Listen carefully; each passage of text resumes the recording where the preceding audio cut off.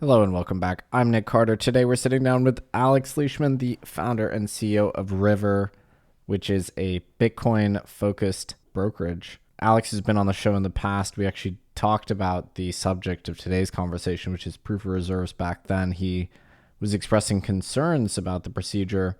4 years on, River is announcing that they have built a proof of reserve functionality. And for those curious, this means attesting to the assets controlled and the user liabilities on the platform. We dig into all that. I know many of you have criticisms of proof of reserve. We also cover that. No one says it's perfect, but it's still very good. Alex is an exceptional entrepreneur, a great boxer, by the way, and has built River with a laser focus for many years now. And I believe that it's one of the premier US based Bitcoin focused financial institutions. Full disclosure, we, Castle Island, are investors in River and very happy with it. Let's dig into our conversation with Alex.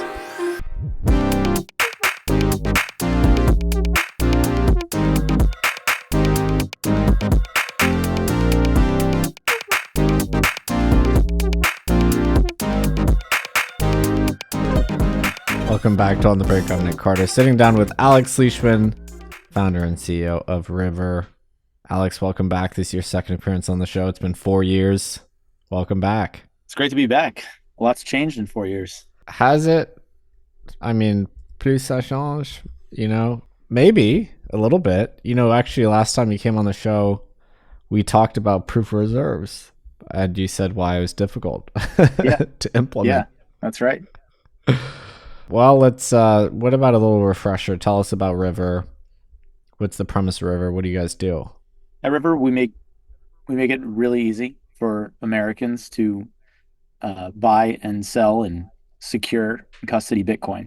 We serve both individuals and businesses, and we pride ourselves on very good client services and being full reserve and investing a lot into security and soundness and making sure that nothing ever happens to your Bitcoin. So that's really the core of what we do. Yeah. Yeah, River's kind of a different startup in many respects. You guys have always done things a little differently.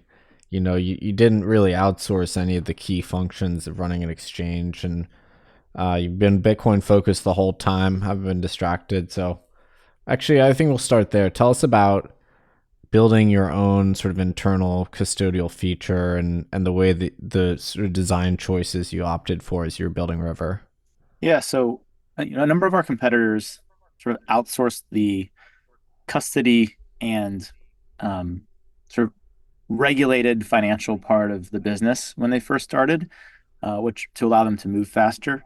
We decided to take the opposite approach and sort of do everything the hard way and build this strong foundation brick by brick, which means which meant getting all the licenses to allow us to custody Bitcoin and process payments for our clients. The reason we did that was there were a few reasons we did that. The number one thing was that I never felt comfortable offering custody to our clients unless I could tell them with 100% certainty that their Bitcoin was safe. And outsourcing the custody function wouldn't allow me to do that. There's just too much incompetence uh, in in this industry, and there's just so many B and C players building custodians, and you just never really know unless you're running it yourself if things are being done properly. And it doesn't matter how many licenses somebody has, it doesn't matter how many check boxes from some checklist somebody has. What matters is that the people there really know their stuff, and so that was really the core of it.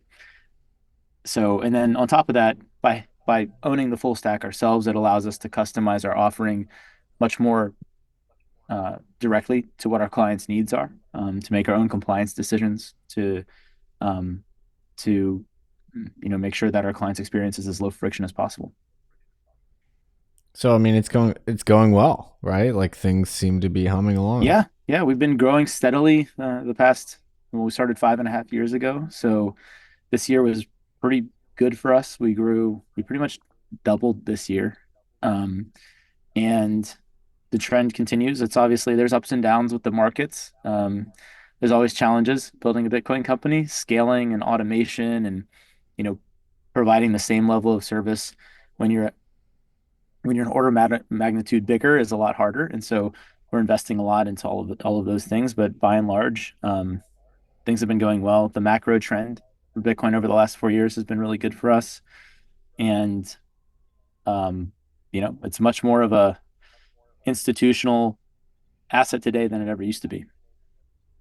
Yeah. And, it's funny. I mean, I've known you the whole time. We've been on this journey with you. Obviously, Castle Island's an investor. It's been incredible to see. I remember we met in Riga and you told me you wanted to build a Bitcoin brokerage. And here you are today, pretty amazing AUM and a platform that stood the test of time as so many others have fallen by the wayside. I think it takes a lot of discipline to be a Bitcoin business. There's always shiny objects to chase, and you've always resisted that. I mean, were you ever tempted to be like, yeah, look, we're gonna list Solana next? Not really. I mean, there were phases where we wondered if we were missing something, especially during the 2020 era, where you had these companies like FTX and BlockFi. Frankly, to put it bluntly, they were sort of blowing past us from a growth perspective. We more looked at BlockFi because they were U.S. based, not FTX was offshore, and that was kind of its own thing. But um, we had these companies blowing past us from a growth rate perspective, and we just are we missing something? Like I want to offer, like how do we do this yield thing safely? Like what are we missing? But every time we started really digging into it, we could just never get there. And so it's not like we sort of are just sort of dogmatic about Bitcoin and therefore just never look at anything else. It's just we try to be rational and always look at what else is out there, but the rational choice always ends up with just focusing and doing what we do really well. And so far, that's served us served us well. And you think there's enough wood to chop in as a primarily Bitcoin focused sort of brokerage exchange? Like there's still interesting things to work on and build. Yes, they're not super obvious all the time, but there are, and we have a huge backlog of stuff we want to build and do, and so I don't see that slowing down anytime soon. Our vision is really that the the U.S. is headed towards a dual currency era over the coming decade or two, where people will save in Bitcoin but still spend and earn in dollars, and that's really where we're headed. And so, as that system evolves, people's needs will change, and the services that they need from us are going to keep changing as well. So one new thing this year, obviously, is the Bitcoin ETF. Actually, I guess maybe was it December last year? Anyway, so the ETFs have been very successful, and has this? Do you worry about this? I mean, now there's a way to hold your Bitcoin exposure with BlackRock. Obviously, it's a little bit different. It's merely financial exposure. You're not getting the asset itself. Has that been like a concern? I mean, a client fall off if it's just easier to hold it in, your conventional brokerage? So we were not sure how that was going to impact our business before it launched. We were, you know, it was kind of 50-50, but I started digging into it and was doing a lot of research, and I found that, and I looked back at the gold ETF launches, and there were actually some interesting uh, corollaries there, and we saw pretty much the exact same thing happening with Bitcoin. When the gold ETFs launched, it actually it caused more people to own physical gold. It's basically just further popularized gold as a store of value or as an investment asset in the United States. And so it didn't cannibalize the people who hold physical gold. It just grew the whole market. And afterwards, even more people held physical gold. Um, and that's what we saw with the ETFs. When the ETFs launched, we had our best month ever by every metric. And our growth has been much faster since the launch of the ETF. Now, it's hard to sort of decouple that from price movement because the ETF really did also just spike the price of Bitcoin, and that just grows the pie for everybody. But I think by and large, the fact that the ETFs have sort of blessed Bitcoin as legitimate is good for us. Yeah, that's pretty interesting. That was those are the early Yeah, 2000s, right? exactly. Early 2000s for the gold ETF. So, actually, very interesting. Given our topic today, proof of reserves. So, I think when we first invested with you, I harassed you about this. Actually, from what I recall, I've always been a proof of reserve advocate. So, you're announcing that you're launching that on the platform, right? Yes. Yeah. So uh, proof of reserves is going live. And by the time people are listening to this, there's a good chance that it is live. And so um, we will be publishing both a proof of liabilities for so representing all of the account values, all the balances of River client accounts, and also a proof of assets, proof of control over cold storage, to prove that we have more Bitcoin in our custody than we have liabilities in client deposits. And that is going to bring a new level of transparency to River. Our goal has always been to build the most trusted Bitcoin brand in the world, and this is one more step towards that. And while proof of reserves isn't perfect in the sense like it can't protect you from every possible level of funny business a company can pull off. It is a net good, and so I'm really excited to Yeah, me too. Me too. You're talking to the probably the number one proof of reserves enthusiast on the planet right mhm. here. What was it that compelled you to, pull the trigger on this? Were there regulatory changes, or was it just you felt it's time? Let's really take this extra step and further advance our credibility with our clients. It felt like it was time. We have grown to the size where we have assets under custody at a level where um, it is really important to bring the transparency to our clients. And I do think that um, what has become clear over the years is that trust is like the client the market is a lot more educated today than they were a few years ago. Before they didn't care about being full reserve, they cared about their yield, they cared about all these other features. The market wasn't educated on how important it was to be safe and sound. Now the market is much more educated and cares a lot about this kind of stuff. And so part of it is also just the market has changed, and I think people now will really value companies that put in the work to do this.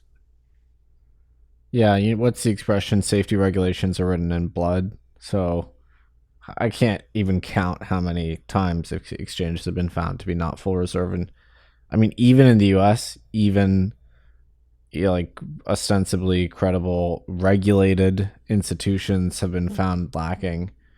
Obviously, not to mention the Quadrigas and the FTXs and the Bitfinexes. Like, it's literally an endless list. I found that POR within the industry there's been more attention on it post these big insolvencies. You have bursts of attention. You're doing it off cycle. Mhm. You're doing it at a time when nobody was clamoring for it, but you just decided to, okay, now's the time. Let's do it. Absolutely. Because, well, to have things kind of in this industry, right, you have to have the stuff ready before people start caring about it again, to actually realize the value of it. And it takes time to build, it takes time to get it right. Proof of reserves in theory is simple. In practice, ensuring all of the operational systems are there, ensuring that it's very clear to users what this is and how this works, and getting all those designs right. It's a lot of work, and so um, we wanted to, ship that now, and we also invest a lot in security features and building trust in the brand, and so we've been building a lot of that stuff this year. It's been a big theme for us. Yeah, so I want to dig into the insurances you get from PR. And I agree, it's not perfect, and critics will often point out edge cases and ways in which it could be gamed, etc. And I always say the perfect is the enemy of the good. This is overall net good. Done correctly, I don't think it does any damage, doesn't do any Mhm. harm. So I think it does provide users strong assurances, even if it's a different kind of assurance than the sort you get from a financial statement audit as a public company, for instance. It's just a different type of Mhm. procedure. So let's just dig into the mechanics of it. So we'll start with the proof of asset side. That's kind of the easy part, I guess, right? Is attesting to the fact that you control certain Bitcoin. How do you guys go about doing that? Yeah. Um, so at River, we have one cold storage address, which makes it very simple and very easy for people to see how much Bitcoin we have in cold storage. So what we do is every time we do a proof of reserves, and we're planning to do it on a monthly cadence, uh, is we we choose a block to do the proof of to sort of attest. And that's sort of like the timestamp for when we're this snapshot, this proof of reserves is being created for. And we use the highest value output of the Coinbase transaction of that block and take 7 digits of that as the amount. It's like a randomly generated amount we're going to spend from our own cold storage. So it just there's some sort of, it doesn't look like we just made up a number that would be convenient for us. And we spend that amount from cold storage. We send it somewhere else to prove that we have control over that Bitcoin address. So it proves that River has the keys to the Bitcoin in this cold storage address. It proves we have those assets, and that can all be verified very easily on any public block explorer, um, without trusting us at all. And then the liability side, that's typically more complex. You're doing an attestation for the aggregate, or actually, for really for the specific liabilities as well as the aggregate for user funds held on platform. You're following the BitMEX approach, right? Yes, exactly. And so the way this works is, in a very simplified explanation, is we're basically publishing a list of all of the of anonymized um, liabilities. And so basically what we do is, we don't just show a list of all account balances. What we do is we actually split those up into, so you can't actually see the distribution of account balances. But any I was going to ask about that. So, is the state of the art on that method? Is it two leaves, or is it with random sizes, or is it multiple leaves per client? we do it in a way such that, like bigger clients will have more leaves because we like cap the amount of sort of the size the of the leaf. So let's 10 Yeah, Bitcoin, you have a bunch of leaves. If you just have like 100 sats, you'll just have like one leaf. But only you will be able to see like which of those belong to you. Um, yeah, Public observers, they won't know, like, oh, a single person owns all of these little fragments. So the point of this is to not sort of show account distributions or reveal client information, basically. The one thing you will be able to see from this is the sum of all Bitcoin balances at River. And the way you know that this is the sum of all Bitcoin balances, is that everybody, um, will be able to check that their account balance at River is included in this. So the way we would theoretically, if we wanted to game it, we would exclude somebody's account balances from this if we wanted to try and reduce the liabilities we were displaying. But that client would be able to see that their balance isn't included, and yeah, they'd be able to sort of raise hell about it. And so there's some sort of social, it's sort of like a social check, in a way. yeah. It's like almost like herd immunity. If a sufficient portion of the population checks, then you can have a pretty good assurance. And if anyone finds a zero balance when there ought to be a positive one, then the whole thing is cast into doubt. Exactly. Exactly. And so, um, so yeah, that's really the core of it.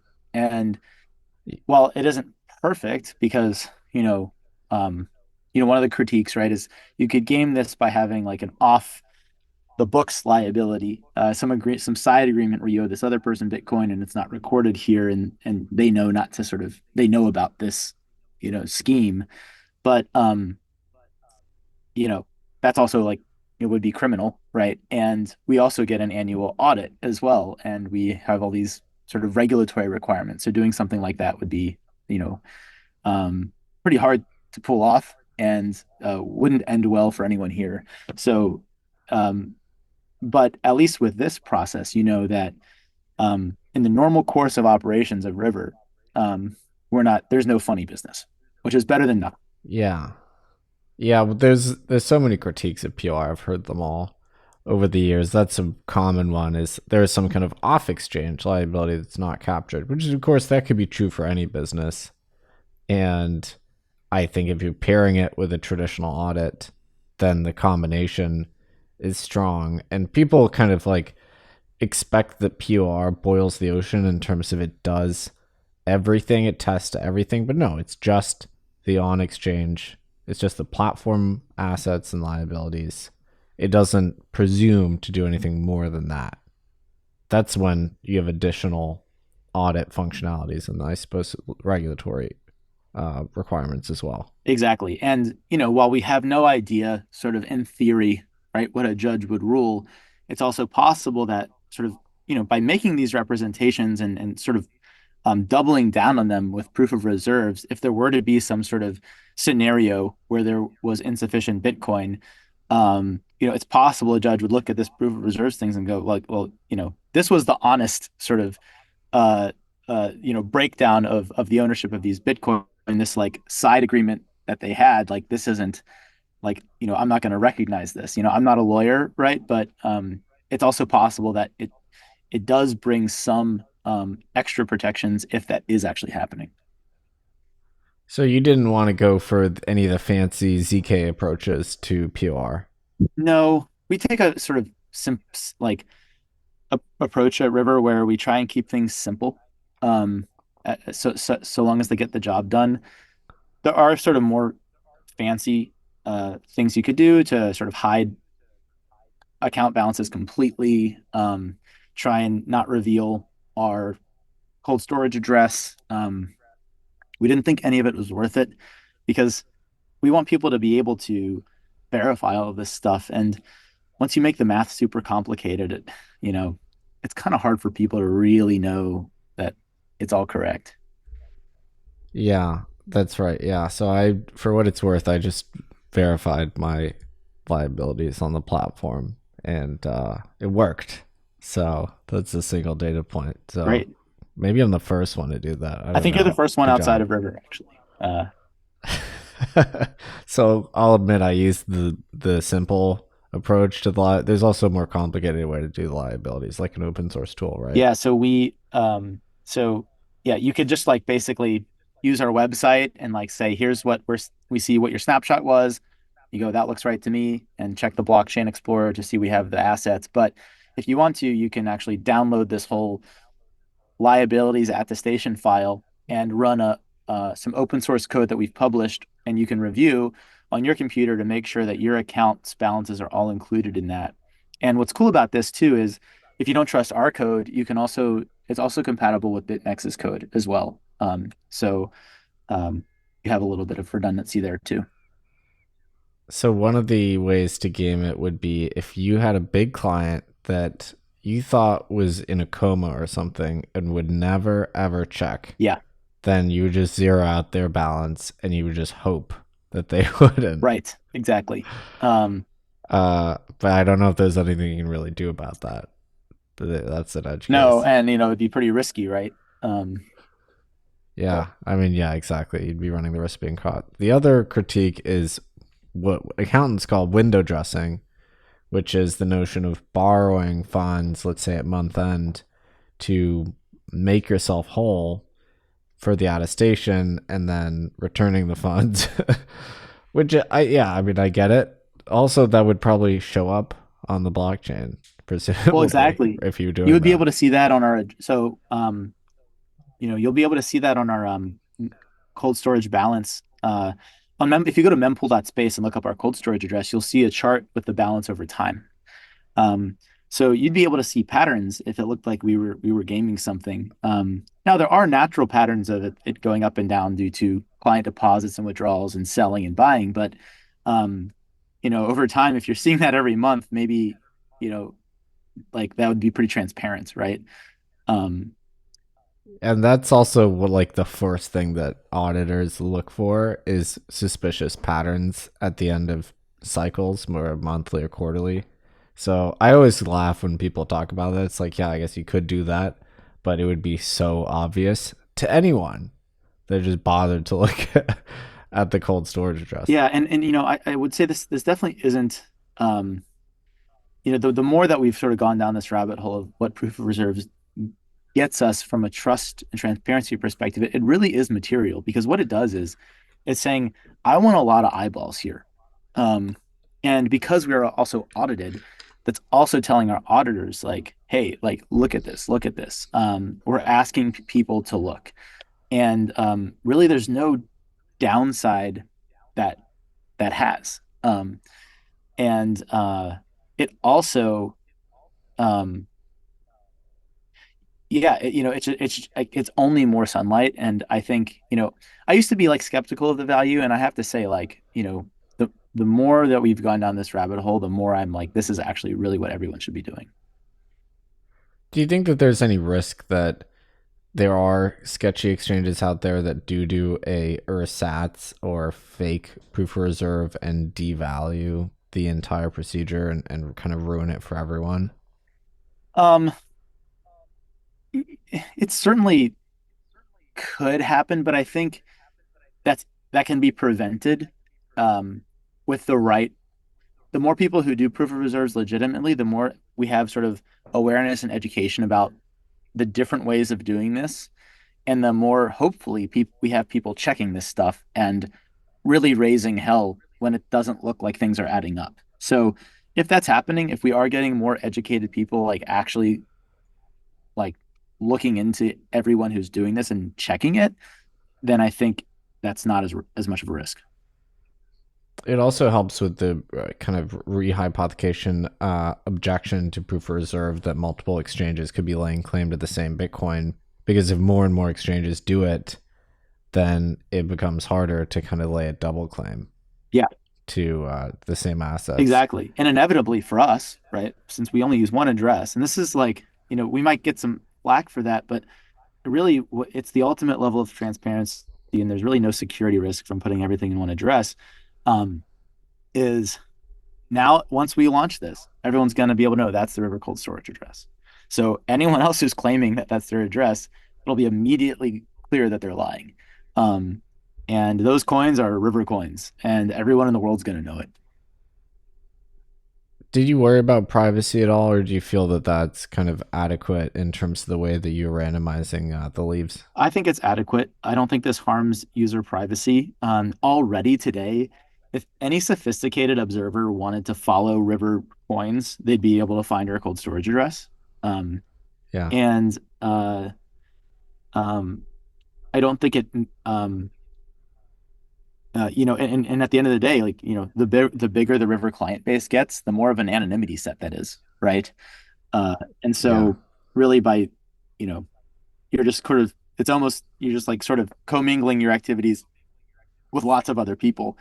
Um, it's hard to see how that hurts you. Uh, you know, Yeah. The I don't know how much you know about audit. I mean, you must know a thing or two. How do you? I know there's also a bunch of different types of audits too. So there's like financial statement audits, and there's like SOC 1 and 2 audits. There's like controls. How do you compare a procedure like a proof of reserve to like a more conventional audit approach? um, so our audit, uh, I would say it actually just overlaps, but makes it public and operationalizes the activity that's happening during a financial audit for a company like ours. Our auditors do a proof of reserves with us uh, whenever they audit us. So that's already happening. They're also looking at our liabilities, looking at our assets, and making us prove spendability. Like our auditors, they'll literally say, "Here's a random amount of Sats. I want you to send this from the address you're claiming is yours to prove to us that you control this." So basically, we're just taking what we would have done, sort of whenever an auditor asks, and saying, "Hey, everyone should be able to see this. Let's operationalize it and do it every month." And that's basically what this is. Yeah, and it's one thing that makes, I don't think people understand this. It's one of the things that subtly shows how much better Bitcoin is as a financial asset than any other asset on the face of the planet. I mean, we were talking about gold custodians at the start of this conversation. How do you prove that you have the gold? You just can't. You just can't. It's all trust. There's fake gold ingots running around there with tungsten in Yep. them. That's a real thing. Other commodities, actually, it's a rampant problem that you have fake commodities and just no one ever really checks. And there's no way of proving to a third party that you own a certain quantity. It's the same with, frankly, with equity claims at brokerages. They frequently have accounting issues, especially if there's like secondary lending. There's just nothing like a true proof of reserve, whether it's a commodity held in custody with a third party or even securities in a brokerage account. Just there's no analogy. 100%. Exactly. Um, and then it's also sort of just even within Bitcoin, it's like, well, if you're going to keep your Bitcoin somewhere, if somebody has one person has proof of reserves and one company doesn't, like it's kind of like, well, it's kind of an obvious choice, right? Yeah. And this is unfortunately like a actual matter of contemporary importance because there are Bitcoin custodians out there that have, it looks like, run fractional reserves or just been under reserve for periods of time, and it's just very unclear how the other entities that are plugged into these custodians have been exposed to that. Hmm. I mean, this is a very, very real concern today. This isn't even like a looking back to Quadriga or FTX. Like this is a today issue. 100%. There's also something about proof of reserves that I think a lot of people don't realize is internally how important it is. Actually, we've been doing an internal proof of reserves process monthly for a while now. Um, uh, like sort of not even required by our auditors. And the reason is I want everyone at River to know everything is good. And if like an interesting observation I've had about pretty much every custodian that's been running either a scam or just fractional reserve because of incompetence is that most people in the company didn't realize it and weren't asking the right questions. And we have a pretty paranoid culture at River, but I wanted to just preempt all of it and say, like, everyone working at this company deserves to know that everything is good. They're betting their careers on this. They're risking their reputations on this, and that's an aspect of this that I think people also don't like really recognize. That's a very interesting point because I have friends that work at some of these offshore exchanges, and I'll ask them, like, you know that you have reputational exposure by working here. Like, what if it turns out to be an FTX? 100%. And they're like, well, they don't, and they'll tell me, like, well, they don't show me the accounting.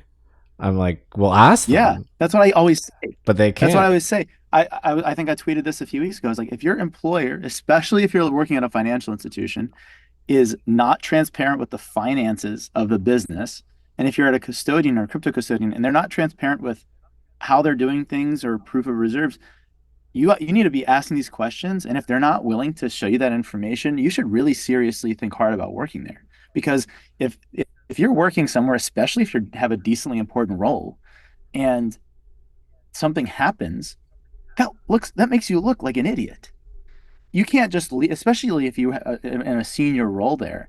You can't just say I had no idea. That just means you're like so you what you're in a senior role. You don't ask hard questions about what's going on where you work. Like, well, I don't want to hire that kind of person, right? So I think a lot enough like, not enough people think about this stuff.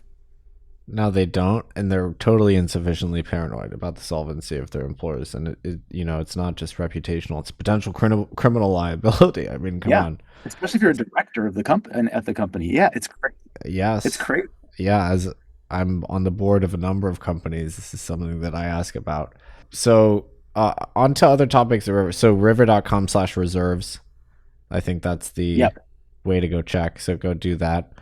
Help me know that my funds are safe. I need you to do your click through the proof of reserves. Um, on uh, on River, you've had an interesting year in evolution of the business too.